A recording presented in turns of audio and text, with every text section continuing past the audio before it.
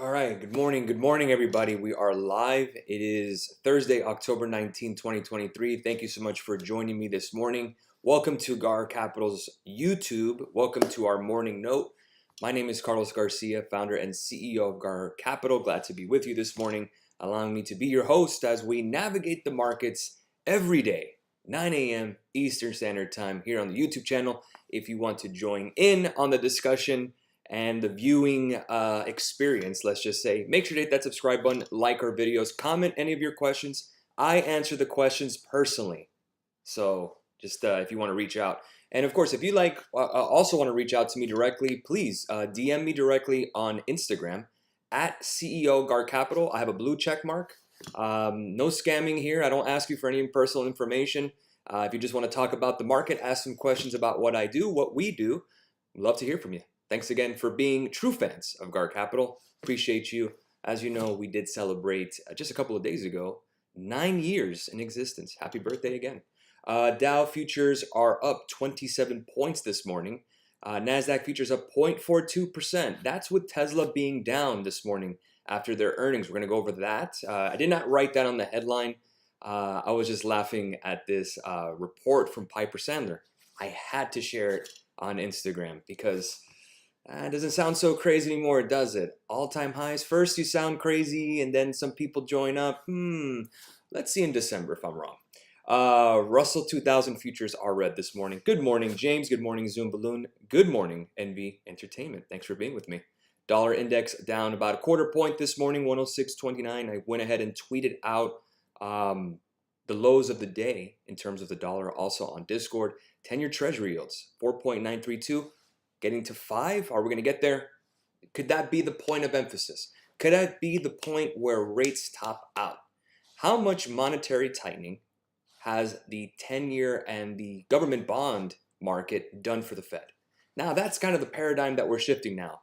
Are the Fed saying, the bond market's doing the work for us, we're good? Or, hey, this is a good thing, we're going to tighten up even more, we're accelerating our plans to 2% inflation? Fed Chair Powell does speak today. We have 8 Fed speakers today, so enjoy that kind of trap around. It's going to be a difficult one, I'm sure. Maybe we soar, maybe we don't, but we'll take a look at the charts together and see what the next move is. Crude oil is down 0.87%, 86.51. $2.34 for gasoline futures, down about 0.54%. I read online that Jacksonville, Duval County, now is at $2.99 a gallon. Always good news. I had a discussion last night with a client, a member of ours, on Discord. We were chatting back and forth on DM, and we were talking about, remember how crude oil prices went negative. I think that was about 4 years ago, maybe 3 or 4 years ago. I want to say 2018 that was negative, 2018 or 2019, if my memory serves me right. And gas prices didn't change for the most part. So I know there's people like to think there's a correlation between gasoline and crude oil. Remember, gasoline has to be refined and transported, so kind of the pricing structure there is not one for one. I know we love to see correlations, especially as traders, but that is not an exact correlation. So some people will say, well, crude oil is at 100, gasoline should be at $6. It doesn't work that way. So again, we always look at the futures market. That tells us everything we need to know. Gold futures, we took the profit yesterday, 1970. So it was a nice move, 1950 to 1970. Tried to get into ES long yesterday. I got hit on the pullback, 20-point loss on that one. Unfortunate. Took a stab at it. Let's see if we get back there. I mean, ES is right near my stop where it was yesterday at 43.50. So I mean, we'll see if we get back to this this support level of around 43.70 today. Tesla is not going to help, at least right now. We'll go over that as well. Copper futures are green, 0.17%, 23.01 for silver futures, down 0.36%. And as we go into Forex land, 42 pips up for the euro dollar, 149.85 for the dollar yen, that's down 8 pips.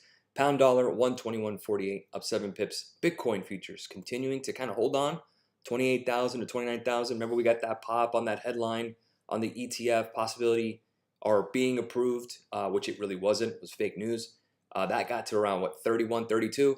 So kind of been stuck within a $4,000 range on Bitcoin, with Ethereum 1552 down 0.61. So again, mixed all across the board. but we're gonna go over everything right now. Let's go over some questions rather quickly, and then we'll talk about some of the things that I'm watching this morning. Netflix, nice. I mean, hello, welcome back to the 400 Club, Netflix. We haven't seen you since September. Let's go ahead and chart it together. We talked about this yesterday.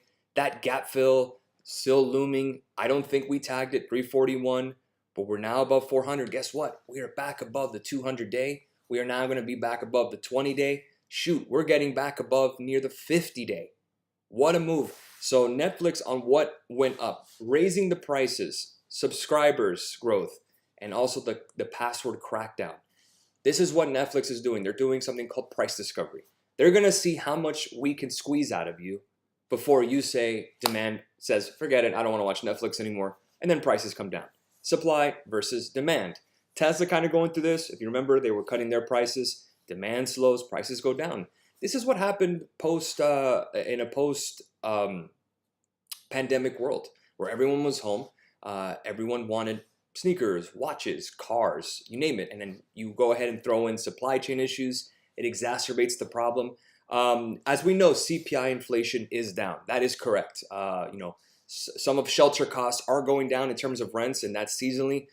Goods prices are falling, electronics, furniture, but kind of the fun inflation. That's what the Wall Street Journal calls it. Ticket prices for like concerts and sports. Those prices are elevated because people want to go from buying stuff to doing stuff, and we're still kind of in that economy right now. People still want to get out of the house. They don't want to be home at this very moment. Now, could we rotate back into that if we get some kind of recession? Yeah, I would assume so. But in regards to Netflix, we have to now look at Netflix as almost in a weird way as a common utility that people use. I would assume, I don't know the exact numbers, Netflix having either getting to the point of cable usage, the way people used to buy cable, DirecTV, but Netflix is the #1 streamer out of all. Disney Plus is coming up there, Hulu, which Disney also owns, I believe 50% of it. So we are getting into a streaming world. I mean, who has TV anymore, right? I think YouTube TV is probably one of the bigger ones, football TV, one of the bigger ones, but actual like AT&T cable company television, that's kind of changed. So we're getting a shift now. Netflix does it have pricing power now? Can they keep up these margins with raising prices and the password crackdown? How much more of their content is coming in terms of cost? They're doing a Squid Game type game as well. They're getting into game shows, starting to get into gaming. Netflix starting to pull out their tentacles if they were an octopus, let's just say. But really the big news on Netflix, guys, was the stock buyback.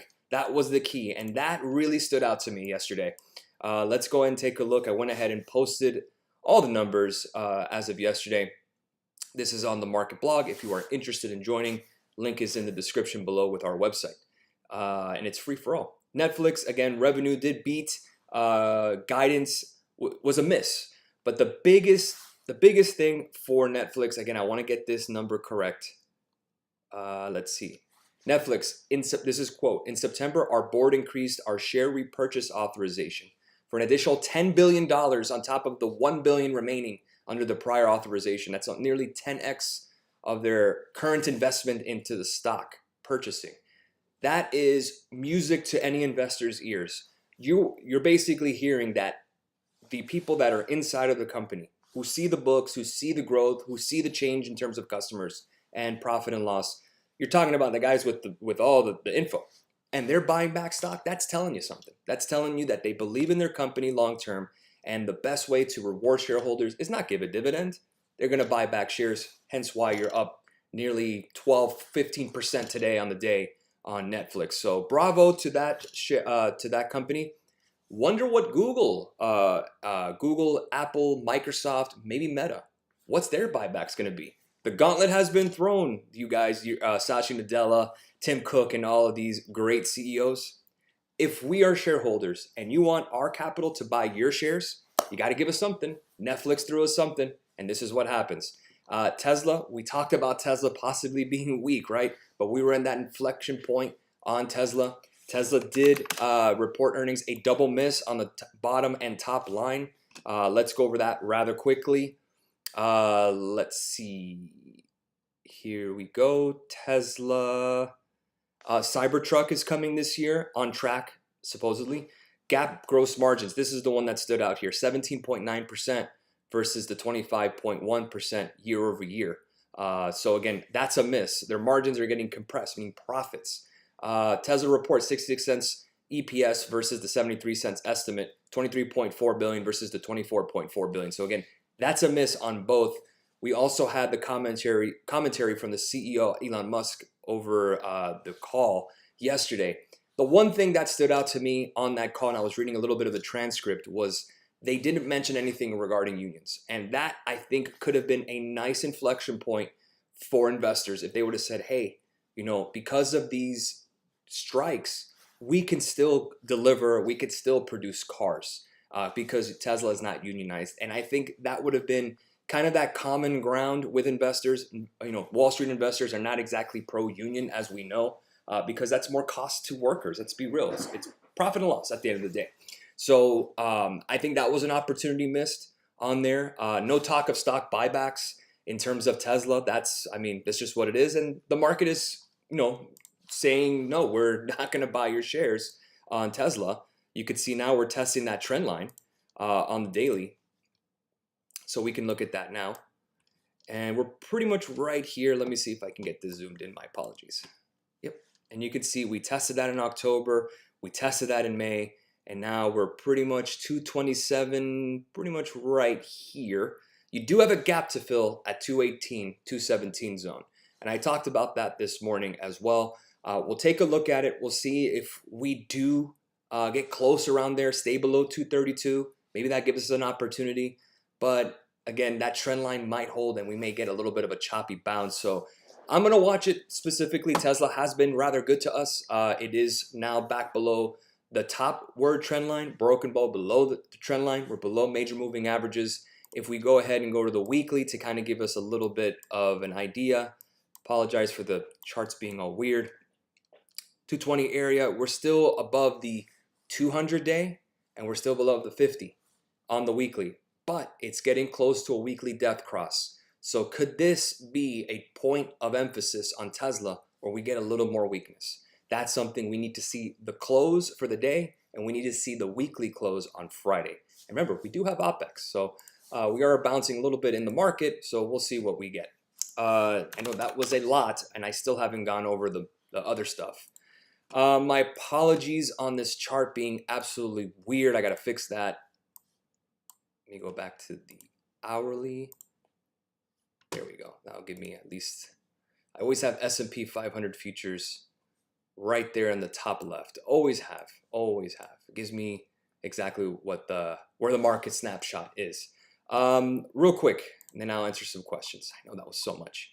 Guys, we talked about seasonality over and over. None of this should be a surprise to you in terms of seasonality. We've been following seasonality. If you've been watching us since January, we have been riding this wave of seasonality, and it's been pretty darn close. But look where October is. October 20th, we're what, in the back end of October? This is where we are. Maybe we get one more dip towards the end of the month, sure. But after that, guys, November and December. Again, this is all of the pre-election year seasonality since 59-year range ending 2009. So again, this includes the 2008 fall. This includes the 1987 fall. And today is the anniversary of the 1987 stock market crash, October 19th. So take that as you will. So none of this is surprising. We talked about this, right, guys? Yields and all that stuff. Yes, yields did bounce, dollar did bounce. We know. But here's Piper Sandler's call. Given the increased headline risk thrown at this market, and I said this on the blogs yesterday, a very resilient market. We have tensions in the Middle East, as we know. I don't think I want to call it tensions. Basically, war in the Middle East. We have a war in Ukraine. We have interest rates highest since what, mid-2000s? We don't have a Speaker of the House, mind you. Another missed opportunity to get a speaker, missed vote, and we didn't get it. So we can't pass any bills for spending, even if we wanted to help anyone overseas. Can't do that. Well, I mean, and the dollar being up, I mean, stocks still holding on above the 200-day. Given all of this bad news, what happens when we get some good news? What happens then? How much does the selling pressure build, bend not break? I don't know if you've heard of that analogy when it comes to like a defense in terms of sports, a good NFL defense at the goal line. The saying goes, bend don't break. You know, you can give up a field goal, but don't allow a touchdown. I think we're kind of in that goal line package in terms of the markets currently. So they see year end SPX at 48.25. And again, pretty similar charts to what I show you guys, but this is SPX. 4,300 is their support, but again, they were talking about, 42.26. 42.26, 4,200 is the 200-day. That's what we've talked about. I've said this multiple times this week. As long as you stay above the 200-day and we get out of October with our limbs intact, you're gonna go higher, and I assume all-time highs. That's my call, all-time highs. And I said this on the 30th of June. So this is recorded. Don't worry, you guys can laugh at me later. That's fine, but we'll see what we get. We'll see what we get. So Piper Sandler, copying the homework a little bit. Let's see. All right, SPY thoughts. Let's do it. Sorry for the all the talk this morning about all that little bit of the monologue. Let's go and take a look at SPY thoughts by James this morning. Let me get above 433.66 because we do have a gap to fill. Did we fill it is the question. No, we did not. Oh, did we? No, we did not. 438.26. If we can get above 433.80, that might be the play. That will target the 50-day moving average. This gap is going to fill. The question is when. And we'll see if we get it this week. And don't forget, we also got one more right here. We got another gap to fill here, guys. Right at 455.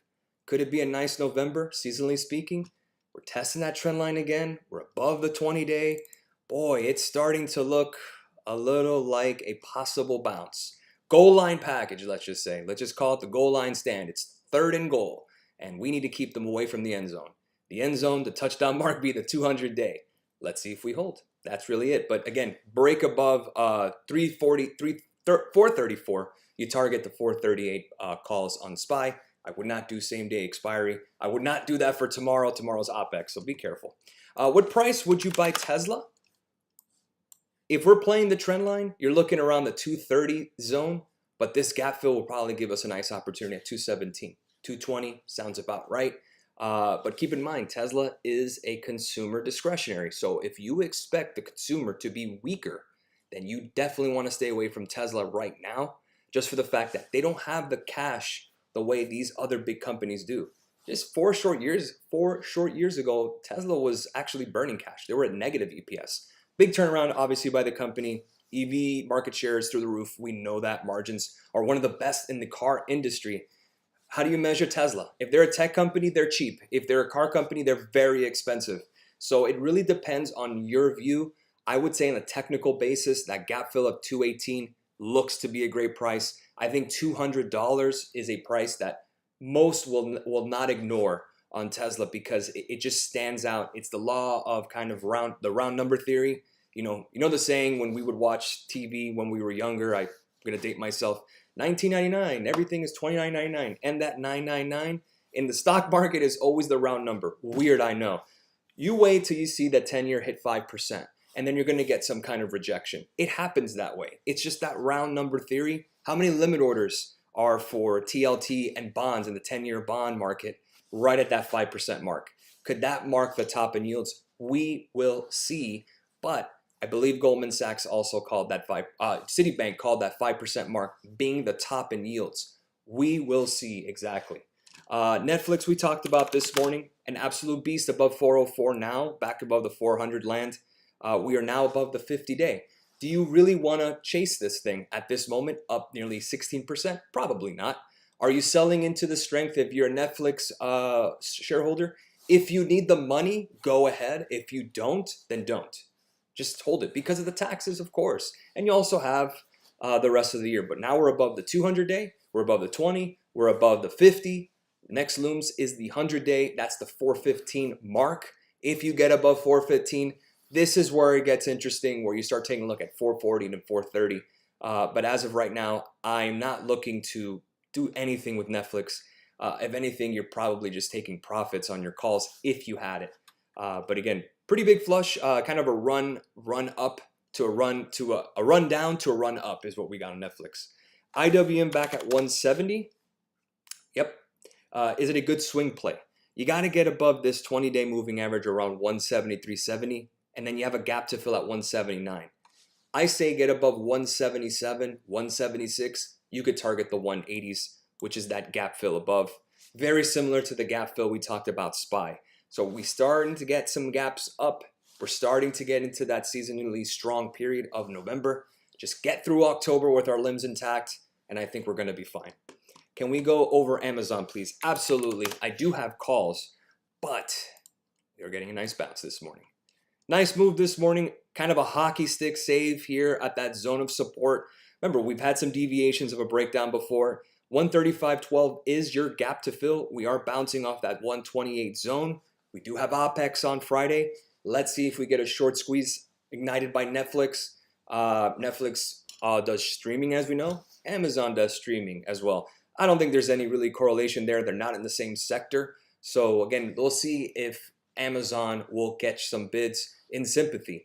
If we want to see how much we can go in terms of upside, you got to get above 132.33. That was the level I got in for the 135 calls. Again, I am down on those. We need to get above that as soon as possible, and then we can get home to 135. Fill that gap, call it a weekend. That's what I would. That's what I'm looking at.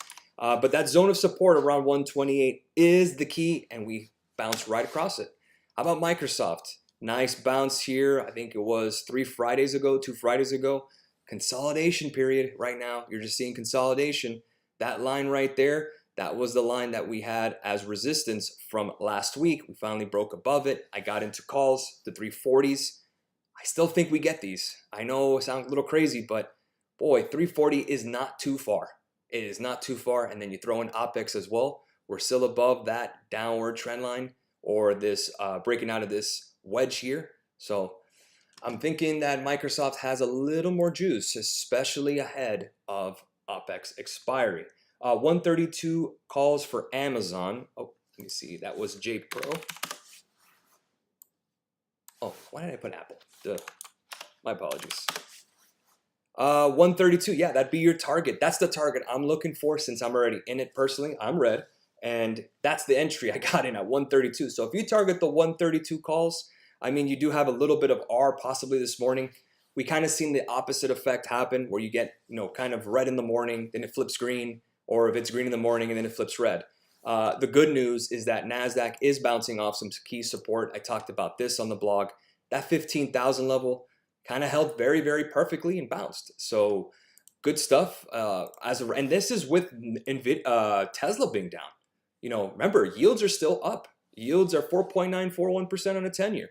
2-year hitting new 52-week highs. 10-year hitting new 52-week highs. We had the unemployment claims today. Labor is still strong. Lower than expected unemployment claims for the week. How much stuff can you throw? How much bullets can the market dodge? Like the Matrix, in order to keep this up. I mean, if you price this news any other time, we should be absolutely tanking. We should be down 400 points every day, you would think, right? Breaking down of support, but it's the little engine that could right now. And again, I think the market is just holding on till we get to the end of October. Palantir 220, let's see. Palantir has done great this year, and we have traded the hell out of that name. I need 1844 for a break to target those 20s that you're talking about, but I'd probably go with the 19s. And then remember, it's a cheaper stock. 1844 to 19 is a better setup than 1844 to 20. That's a little too OTM.